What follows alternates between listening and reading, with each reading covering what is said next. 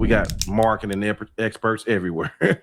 Fundamentals, a lot of us don't have. The majority of the game don't have that. It's impacting dogs in a negative way, and it's impacting families in a negative way. Being that my cheat code has always been line breed off these certain individuals working with these lines of dogs. That's been my cheat code. That's why my puppies look so good. Give your dog the best start possible. We offer proven tools, products, and supplements backed by a real world experience and our passion for healthy dogs. All right, welcome back to the NWA Connie Corso podcast. I am your host, Joe. We're here to do it again. If you don't know, now you do know that we talk about everything when it pertains to dogs. We all things dogs. I'm not gonna waste no time. Terry Cornish is in the house. Vom Himmel Rottweilers. How you doing, brother? I'm good. How you doing, brother? Very, very, very well. How's the new year been for you so far? Objectives. I'm checking them out one day at a time. There we go. There we go. Yep.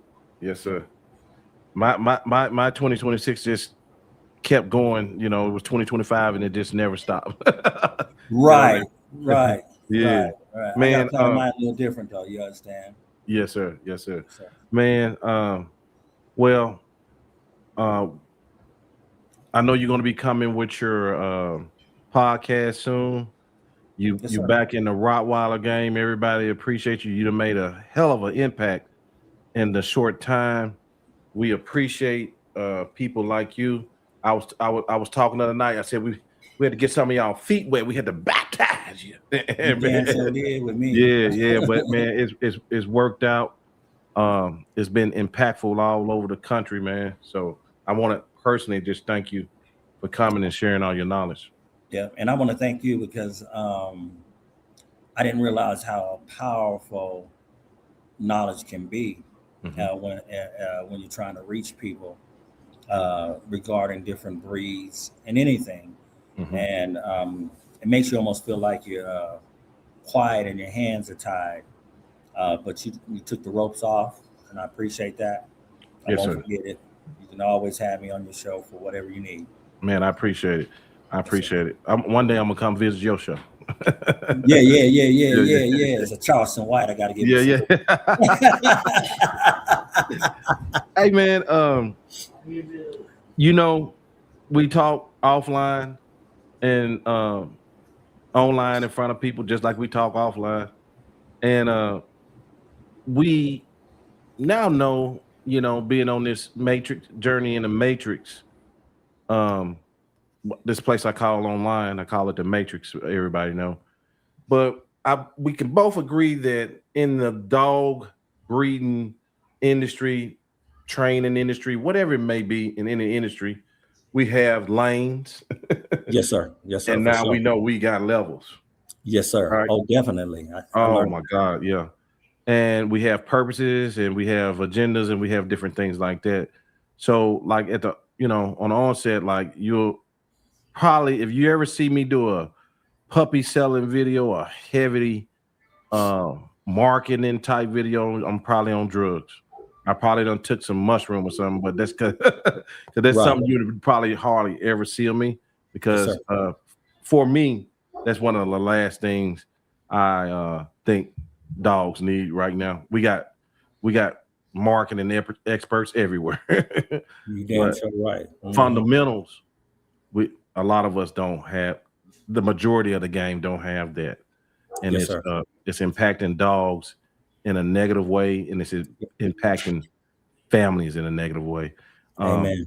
Yeah, I want to also say, I did a interview with North American Mastiff Desiree and Brother Percy over there, and just all the offline talk and the online talk is this will probably be out before that episode. But one thing they discussed with me, they said, we're different. We're not marketers, we're breeders. Now they're huge. Now they big. Yes, sir. We breeders, we're not marketers, and they explained that what they meant by that, right? And And today, a friend of mine, Kyan Buchanan, y'all know him. Yes, sir. He said, Joe, I never thought I'd see the day when we'll have people in dogs that were influencers. It really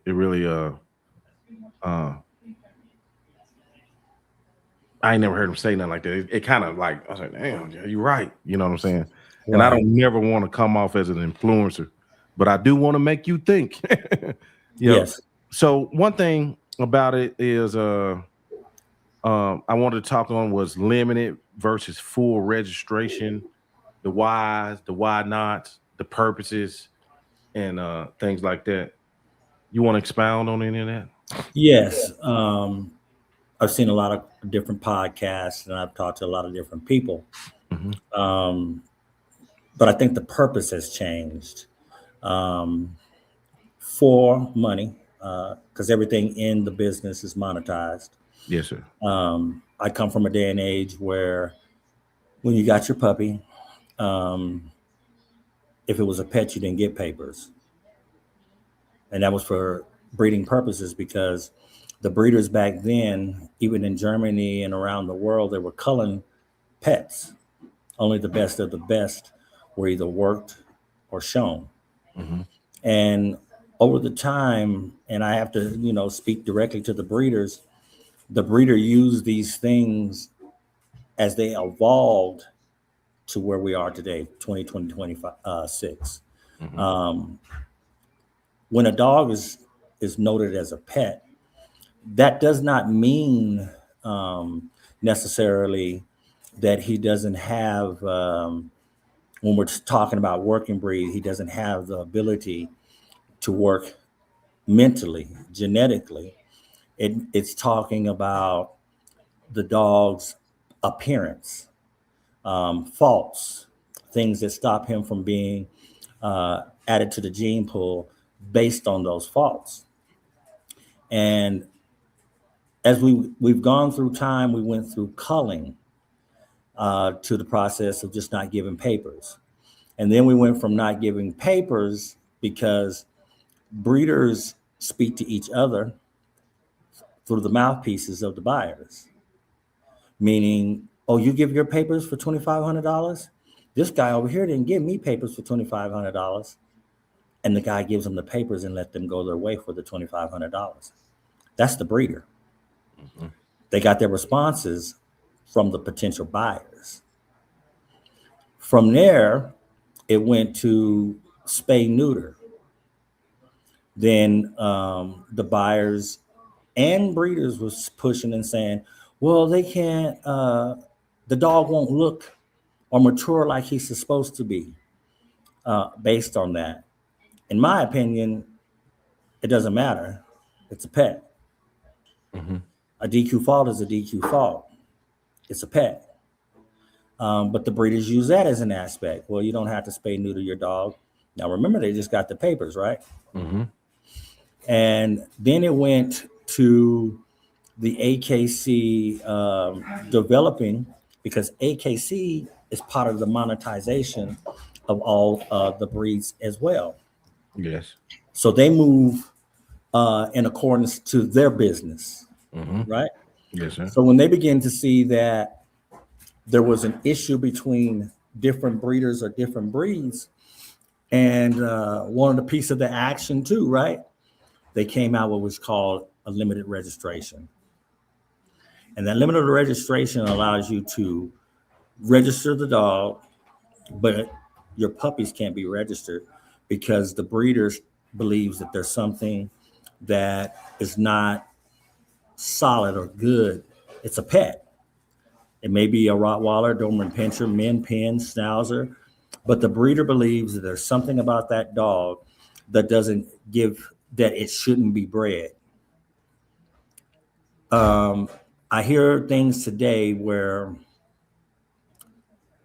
breeders are truly stating that it really don't matter. You need to give them their papers because that's what they're paying for. Yeah, that's not right. Yeah, it's not about withholding rights. It's about protection. Yes, of the breeds. Yeah.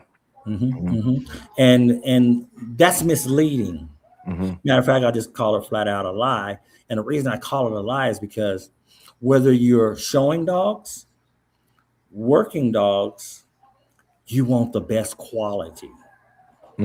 And I like to call the limited registration a soft cull, because at least you get your papers to do things like CDs, CDXs, IGP, etc.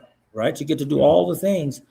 It's just that you don't get to register your puppies because there's something lacking that doesn't make that dog, that puppy, when it grows up, to be of top quality and eligible to be looked at to be bred. Yeah. And I don't think that the general public, if guys, it's probably a lot of breeders watch this channel, but it's a lot of people who trying to figure out how to buy dogs watch this channel too now. So I don't think if you know you're not breeding, there's no reason for you to get full AKC rights.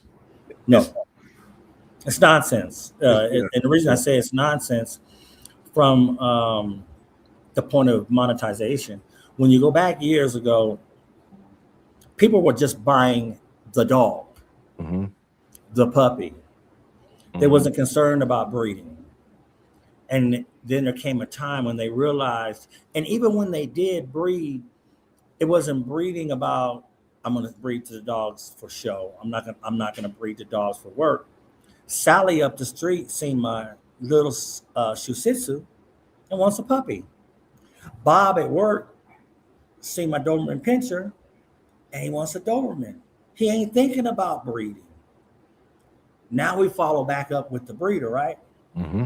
Because the breeder has determined that there's a different price for a top working dog or top show dog. To maximize the money, right? All dogs are equal and they're not in the litter.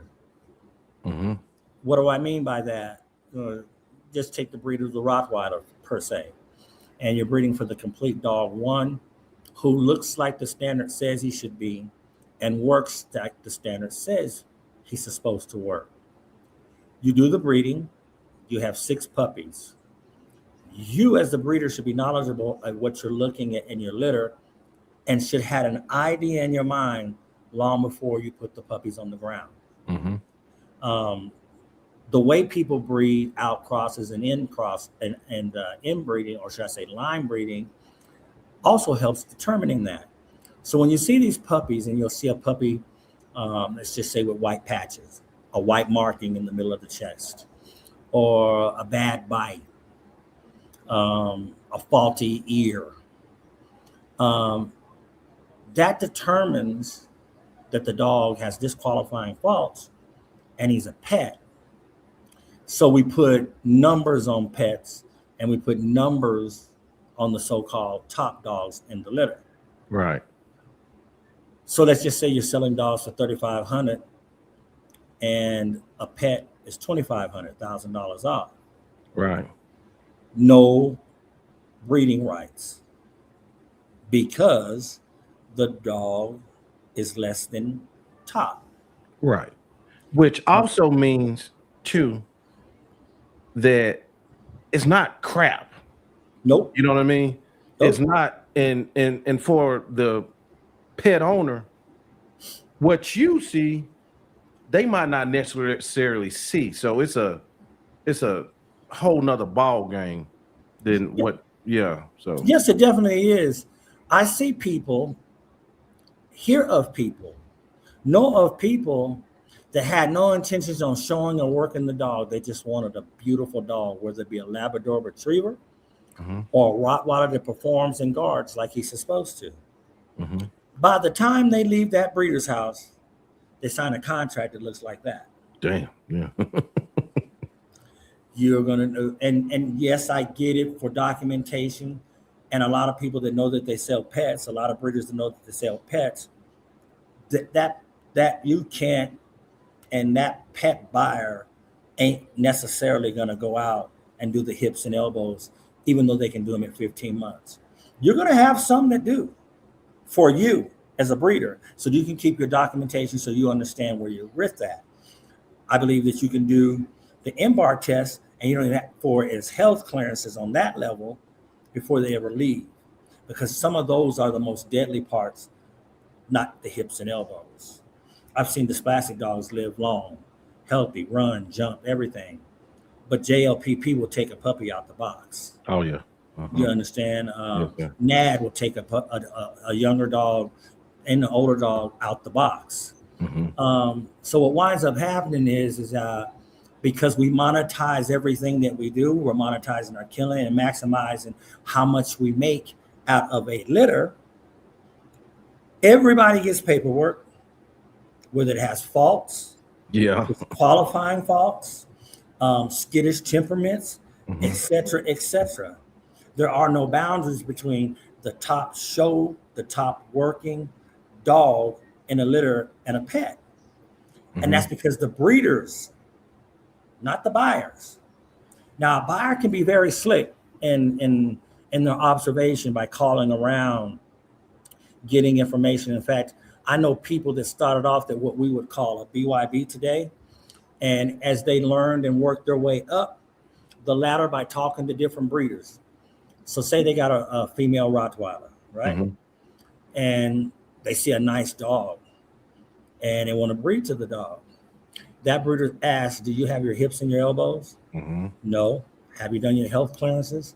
I'm sorry, but in order to breed to these particular dogs, we have guidelines in order to breed the dogs. Right.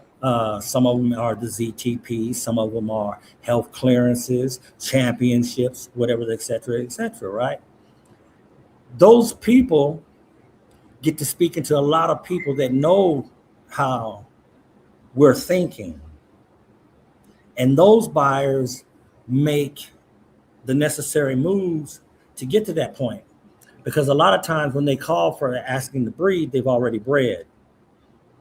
And they're making $400 or $500 off of their puppies that probably, all depending on the age and time frame, like I told you, you didn't get no papers, but you bred your dog. Your puppies didn't get papers, so there was no way to even determine what the dog was, right? Right.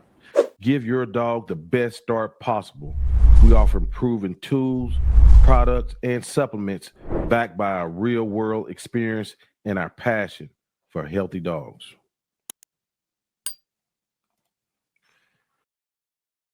And this works also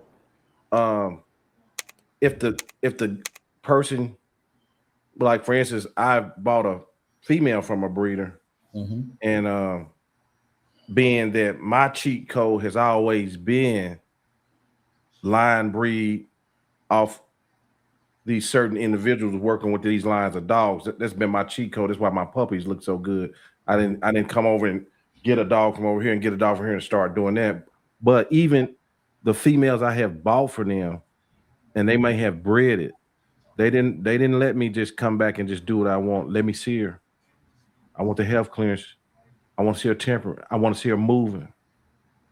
You know what I'm saying? Before you can even breed, I've seen dudes, I'm telling you, like, man, I hope he work with me. I hope you be all right. You know what I mean? Right. Even if they bred the dog, you know what I mean?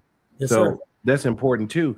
And another thing is, technically on that paperwork, the breeder is the one who owns the female. They get the credit on the paperwork. Yes, sir. Yes, sir. Yes, sir. And expound on what you're saying about a cheat code. That's not a cheat code. They're smart. That's intelligent, right? You found enough knowledge, did your research, and you chose this breeder. Why take your puppy, let it grow up, and go to somebody who don't know nothing about the purpose of the breeder? All the dogs, nothing. Yeah, they don't make sense. Nothing, right? Right. That's hurting our breed, and I've seen it hurting some other breeds too, because you can have the same dogs, but the person in a pedigree, both of them, and have two different purposes of the breeder. I'll say that again. I can have a dog over here with Hero von der Tannberger Hohe, You can have one over here with Hero and the Tomburger Hohe. Your direction may differ from my direction. That's true. From the whole pedigree perspective. Mm-hmm. If I had the same pedigree as you have, that don't mean that the bitch I got and the bitch you got is going to produce the same either. Right. So why go out to someone else when your breeder can help you with that, guide you through that? I call that true mentorship. Yeah, I agree. Let me ask you about this, because I hear talks about this. This is back in going into marketing. I hear this across a lot of breeds, bully breeds, whatever.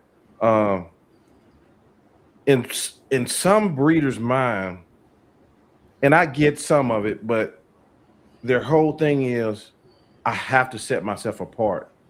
I don't want to have my name attached to anything dealing with this breeder, even though I might have got my dog from him, right? I have to scurry along and which go, but when I look at it, that is so minute, because marketing ain't the pedigree. No. So like, it's nothing for me. Say, well, yeah, I what you call it, bred my dog, or him having his name. And at least in our breed, we give credit to the breeder. It's proper procedure. Vom Himmel, blase, blase, blase, or maybe even Vom Himmel D NWA if I want to just get my name on there, but you need to get your credit. It ain't all about just, namesake of marketing and things like that. What do you see any things like that where people are just want to separate themselves so much from being on their own and going out fast and making everybody think they created the dogs? Yeah, immediately. Yeah. It's done immediately. The moment they take that puppy, the dog is old enough. Guess whose kennel name they put on it? Theirs. That's crazy. Then they pop their collar on the work that the breeder did. Building a program from scratch, and you bringing in dogs or you're buying dogs, you don't get there in 2-3 generations. You get there usually 6, 7, 8 generations down the road. So it takes a long time to establish your look, your way of thinking, and the way you went about producing the dogs, which may be slightly different from where you started. For example, the standard says that the dog should have great forechest. This breeder that you got your dog from has great heads, good color, pigmentation, solid temperaments and character, nice rear ends. But you notice that the standard says he's supposed to have a forechest. This particular breeder has been breeding that way for a while. So it's going to be hard for you to establish and change that look to get the forechest, if you understand what I'm saying. By the time you get there, because you're not going to get all of it in one breeding without losing the things that you bought that puppy from that breeder for, it's going to take you some time, 5, 6 generations. I call it establishing your own type. Right. In the Rottweiler world, there's only one body type. Period. Yeah. The head has so many different intricate parts. Eye field, eye shape, underjaw, bite, pigmentation, ears, frontal lobe, top skull, you name it. So it's more difficult to create a type of look in the head than it is the body, because the body also has a lot of parts, starting with the head, of course, the neck, the shoulders, the legs, the feet, the paws, the back, the rear angulation, the hocks, the tail set, the loin. but the standard helps you, and it's easy to see a lot clearer what the Rottweiler should look like in a whole, because it gives you a specific type. That's right. It gives you breed type. Mm-hmm. So if you see a dog with long legs, you know that he doesn't fall under breed type. Does that mean he's not a Rottweiler? By DNA, yes. Does it mean he's not harmoniously built? Does that mean he's not balanced? But the standard says compact. Mm-hmm. So Right. so when I even look at shows and I think about judging and the shows that I did judge, the first thing I did when I walked into a ring and as a handler in the ring, because a lot of times I showed breed type. Mm-hmm. So when I walked in the ring and I seen Rottweilers and there can be 50, I scanned over to see who has breed type. Not the dog that's standing the best, not the dog that looks elegant, not the dog that when I run them twice before I even start to go over them, say, okay, that was an exceptional move and he covered ground. Right. But I look for breed type. Right. And so when I look at breed type, and let's say out of those 50 dogs, there's 4, I start there. You understand? Right. Yes, sir. Absolutely. Off the top, those 4 are V. The rest got to work their way because they're lacking in what? Breed type. Mm-hmm. Gotcha. So this question here, how can people who want to be serious breeders, right? Yep. Educate themselves, or how can breeders educate the public on getting past all the graphics, the high definition, the flashy marketing, and get to what really matters is the data, the pedigrees, and things. How do they get past all that? It's hard, ain't it? It's hard, but correct reasoning for getting the breed in the first place. That's right. Mm-hmm. Yeah. If you got into the breed, I just seen a video and I was laughing, and I sent it to a couple of people and I showed Luna. I said, look at all those French Bulldog puppies. Mm-hmm. That's $6,000 a piece. That was like, there was like 18 puppies running around. I couldn't even count the rest, right? Yeah. If you get into a breed with that purpose in mind, you tend to move toward banners every day. Right. Making sure that your pictures are correct, finding marketers, finding any way to sell your puppies, reading over other breeders' contracts to see what they're not doing, or are they doing the same thing you're doing, and tweaking your contracts. Mm-hmm. Understanding even the time of year in which you breed. Mm-hmm. Christmas, mm-hmm. Easter, summer. I know breeders that will hope that their dog comes in season when the ADRK Club Sieger is determined.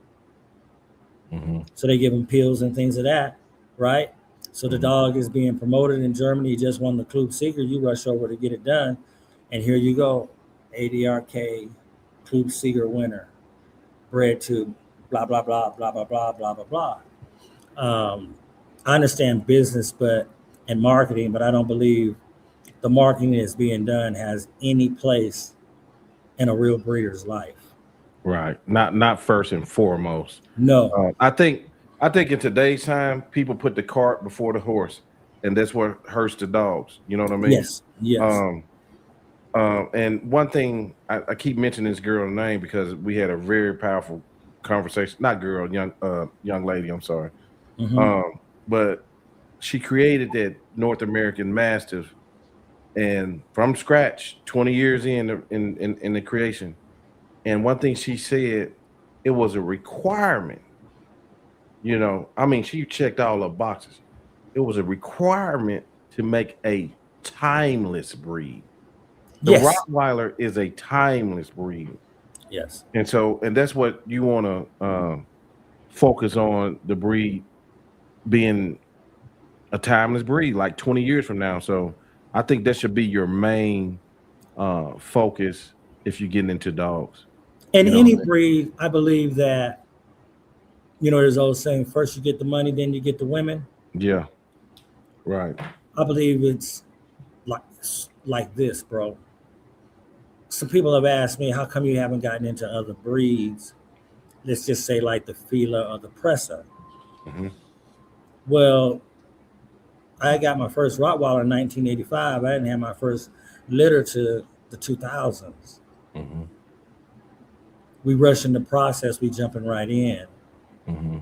And so when you jump right in, not with the intent of helping the breed or helping the breeder because he gave you a puppy to continue forward the breed or the program in which they're doing to help the breed, hurts our breed. I believe if we got into it, got all the knowledge necessary before we breed, it would change some things.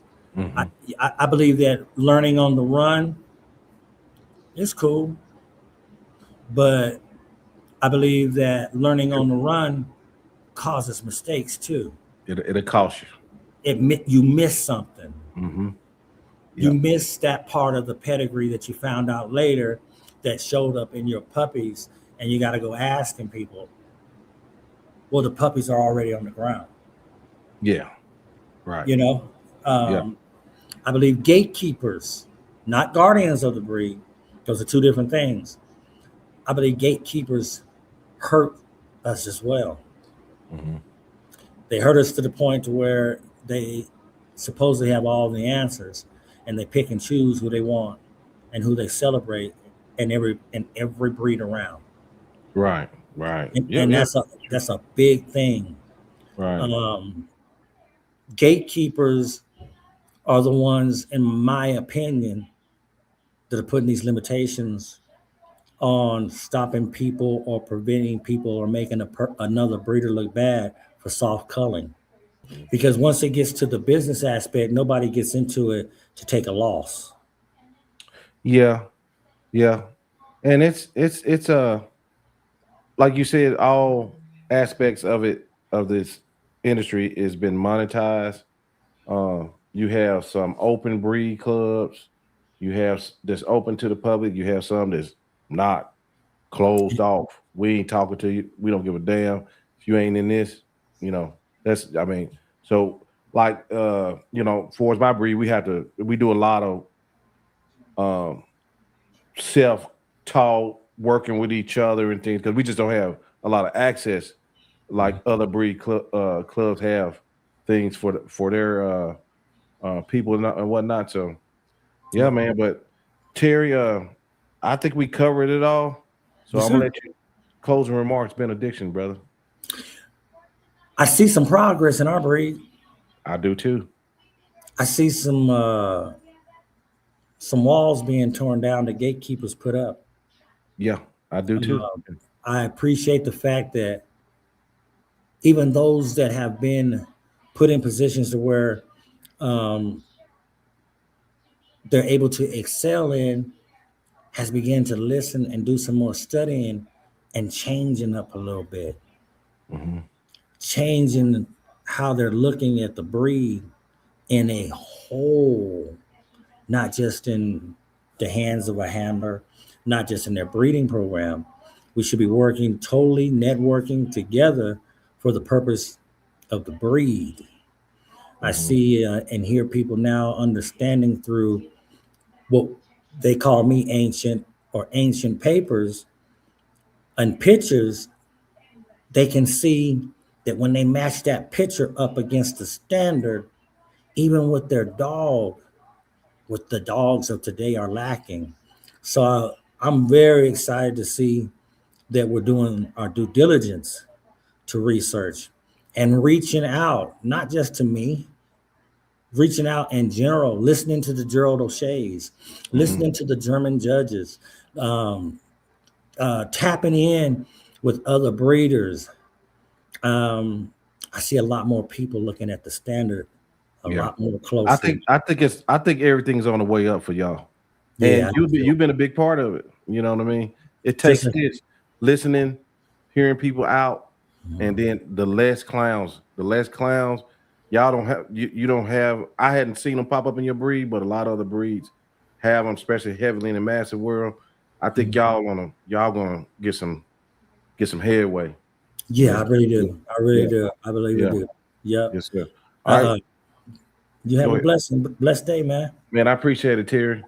Send me my care package, man. I done told you like 12 I will, times. man. You got to come to the South. I'm sure you'll be here for one of these shows.